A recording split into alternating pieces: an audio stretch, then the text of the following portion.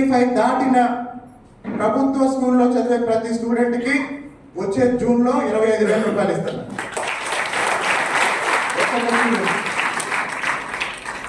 పోయిన బ్యాచ్కి 600 మందికి ఒక్కొక్కరికి 10,000 ఇచ్చాం.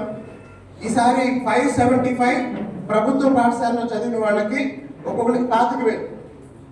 25,000 అంటే ఇంటర్మీడియట్లో జాయిన్ అవ్వడానికి సరిపోతుంది. కాబట్టి ఉచితం అనుకోవద్దు. అలాగే ప్రవర్తన కానీ సీరియస్నెస్ కానీ అన్నీ మానిటర్ చేస్తాం. ఎవరైతే ఒక లక్ష్యంతో ఈ క్లాసును ఉపయోగించుకుంటారో, లక్ష్యం ఉన్నవాడు ఇక్కడ ఉంటాడు, నిర్లక్ష్యం ఉన్నవాడు బయట ఉంటాడు.